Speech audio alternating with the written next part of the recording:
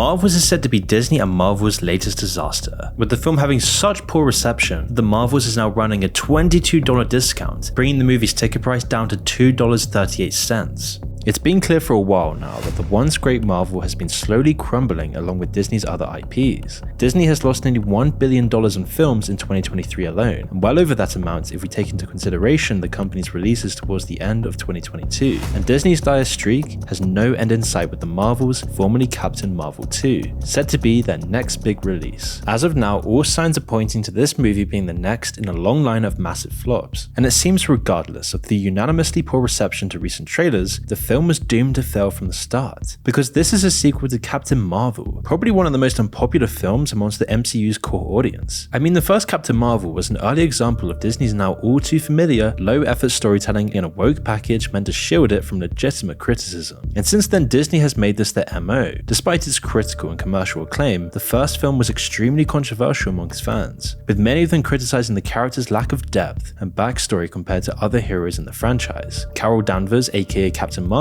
is depicted not only as the strongest hero in the MCU, but completely infallible, with no discernible physical or personality weakness. She defeats every enemy with ease, and this tends to cause any true conflict to vanish when she's on screen. And now this isn't completely unheard of considering Superman's depictions for DC, which also face similar criticism. However, unlike Superman, Captain Marvel suffers from corny girl boss dialogue and abysmal character development that comes along when a woke initiative is put above good storytelling. When writers are too afraid to make their characters vulnerable in any way in order to protect the demographic they represent, the story and the character inevitably suffer. And although the first film performed well critically and commercially, it was released during a time where superhero films and particularly Marvel films could do no wrong. It was also released between the two most popular MCU films of all time and contained story elements that were integral to connecting that story. Fans, despite making their opinions heard online, were hardly gonna miss it. So fast forward to now. Marvel fatigue is at an all-time high, with Disney forcing out uninspired project after uninspired project. And finally it seems that core Marvel fans are now actually starting to check out, staying home from theaters and cancelling their Disney Plus subscriptions. Recent Marvel projects are struggling to reach a fraction of the heights they were reaching 5 years ago. And the worst part is, Disney seems content with losing business from core Marvel fans, doubling down on these woke flops that pander to non-existent subsections of fans who supposedly care more about being represented than being represented well in a solid story. Combine this fatigue with the MCU and aversion to Captain Marvel as a character with the already countless production setbacks that the Marvels has experienced, and we may see one of their biggest cinematic catastrophes yet.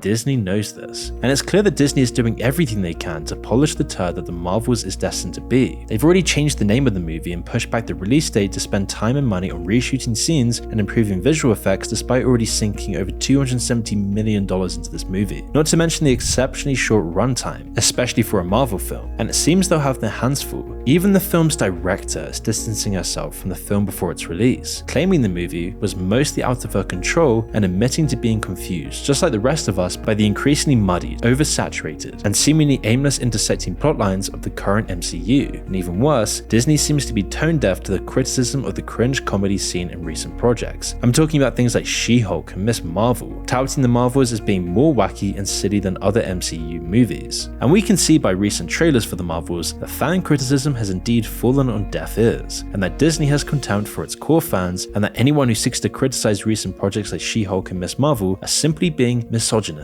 and politically incorrect. And based on what we've seen, the Marvels is leaning into the cringe writing, deathless characters, and empty storytelling that fans have been rejecting for years. Not only that, Disney added lead roles for characters from wildly unsuccessful Marvel projects that nobody watched or cared about, presumably in an effort to diversify the cast. Now don't get me wrong here, female-led and diverse films can be great for Hollywood. In an industry where the underrepresentation and misrepresentation of minority groups has always been a problem, more of these films are needed, and they've even proven to have the capacity to be successful amongst white male audiences. Look no further than Barbie for a recent example of a female-led and directed film that successfully appealed to the masses, all whilst telling a story that captivated audience, making over $1 billion at the box office. And over the years you can point to films like the original Black Panther, Crazy Rich Asians, and Coco, which all made plenty of money at the box office while still being able to tell rich stories with characters who have depth. Not to mention all of the Oscar-nominated films with non-white and non-male leads in recent years. Effective representation can be accomplished in a way that doesn't feel like mere pandering, but only if the creators care enough to put the effort in. Instead, Disney continuously checks the boxes of representation without putting the necessary resources into the stories their casts are attached to, doing it more for investment funds and looking great politically rather than trying to tell a good story. And by tethering actors from underrepresented groups to stories that are terrible, Disney isn't actually doing these groups any favors either. In fact, they're probably actually hurting these groups, as these actors are now becoming a lightning rod for inevitable online backlash surrounding disappointing release after disappointing release for beloved franchises. Now, it is always easy to blame the woke agenda and race-war casting for the problems that actually have to do with exceptionally lazy storytelling, and it sets back any real progress that Hollywood is supposedly hoping to make to be inclusive. Ultimately, Hollywood just needs to tell good stories. But when these big studios are doing this for the investment scores from BlackRock and Vanguard,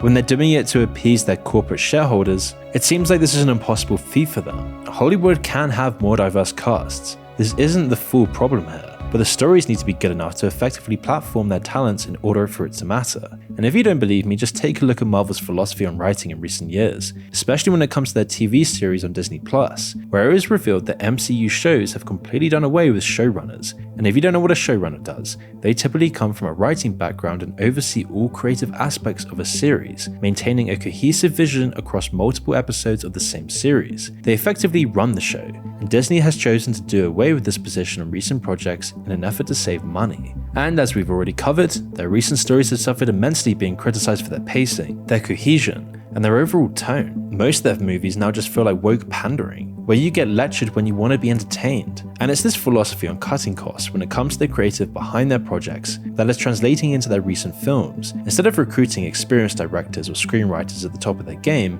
Marvel seems content on investing in unproven and inexperienced writers with minimal credits to their name. And this wouldn't be a problem if Disney was willing to offer them the support they need once the project starts, but the Marvels doesn't mark the first time a director has expressed their veiled frustration with their lack of control or lack of discernible vision from executives on a Disney project. And as a result, the differences between modern Marvel projects and the Marvel projects of yesteryear are night and day to audiences now. But it never used to be this way. In fact, to understand how Marvel even came up with the awful idea of the Marvels, we need to understand the MCU at its core and what made it so successful. And it's kind of a tragic story. You see, the genesis of the MCU was marked by Iron Man in 2008, a film that not only breathed new life into Robert Downey Jr.'s career, but also laid the foundational stone for what would burgeon into a cinematic colossus. The idea of interconnected storytelling across multiple movies was a gamble that paid off extremely well, captivating audiences worldwide. The subsequent releases leading up to the monumental The Avengers in 2012 were incredibly well received and heralded a new era of blockbuster filmmaking. The phenomenon of The Avengers showcased the potential of a shared universe on a grand scale, both critically and commercially, cementing the MCU's status as a formidable force in the entertainment industry. And then the following era, from 2013 to 2018, can be termed as the golden era of the MCU, where Marvel had gem after gem, gold after gold, new pinnacles of success with films like Guardians of the Galaxy, Black Panther, and Avengers Infinity War. These films were not merely commercial juggernauts, but were also praised for their compelling storytelling, nuanced character development, and cultural renaissance. Black Panther was a milestone, receiving praise in a good way for its progressivism, actually exploring African culture and identity, effectively proving that diversity and representation could be achieved without being sanctimonious, preachy, and compromising on the storytelling quality. However, the post-2019 phase, following the climax of Avengers Endgame, marked a transitional period for the MCU, as it ventured into uncharted territories with new characters and story arcs. While films like Spider-Man Far From Home continued to charm audiences, others, like Captain Marvel, received mixed reviews, with critics often targeting this perceived lack of depth in storytelling and character development, not to mention the woke nonsense virtue signaling. This period also witnessed Marvel's ambitious foray into television, with series like She-Hulk, one of the worst TV shows ever made in history. And people started to hate on the MCU for this stuff. It was garbage. People laughed at it and mocked it. It was a joke. And it's only got worse from there. And that's where we are today, with the next upcoming release, The Marvels, which is a far cry from the origins of the MCU. The high standards set by earlier films seems to be completely decimated with awful storytelling and shallow character development, going from creative genius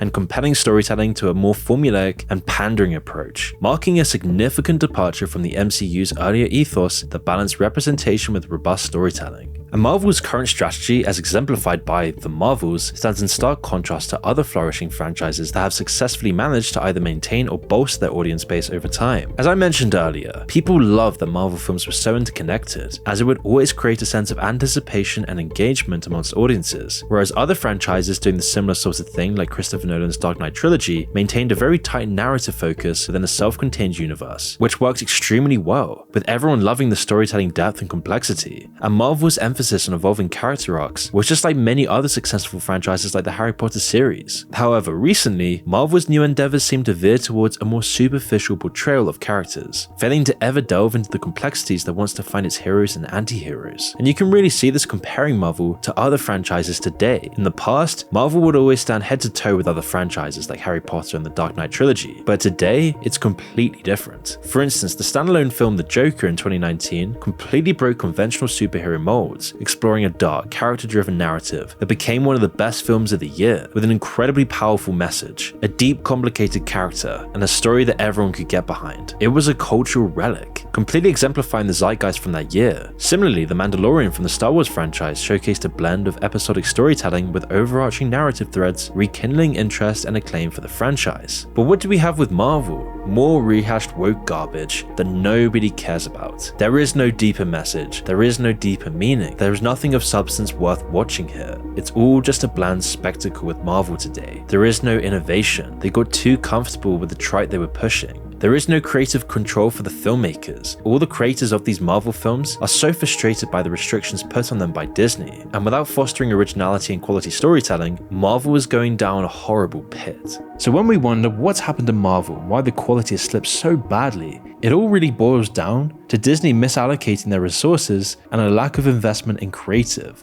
more so in woke lecturing. And so it seems like they just use their diverse casts and their political messaging to be a shield for them, so when they're called out for poor storytelling, they can just point to bigotry as the reason and ultimately use minority actors and directors as a shield for criticism, the valid criticism of their cost-cutting and creative and overall poor strategy. And perhaps even worse, recent Marvel projects in the vein of the Marvels tend to adopt dialogue and scenes that alienate and antagonize the majority of the IP's core audience, which again creates an environment where the actors in these films are set up to fail. It's clear that Disney could care less about promoting diverse and female-driven stories and casts. All they care about is their own image. It's all fake, it's all a facade. And ultimately, when all is said and done, a movie that's good and appeals to its core audience tends to avoid criticism and their cast go on to thrive. But The Marvels will clearly be one of the worst movies made. The only hope now for fans of the MCU is that it will be the straw that breaks the camel's back. A corporation like Disney can only willingly lose money for so long. After over a year of continuous flops, movies like The Marvels will go away. And if Disney learns a lesson from their failures in 2022 and 2023, it's that if they start investing in story again, instead of focusing on pandering to a loud minority of people online, people will watch their movies. And this doesn't mean they have to do away with the diverse cast of female leads. All they have to do is give these casts stories and characters that can help them shine.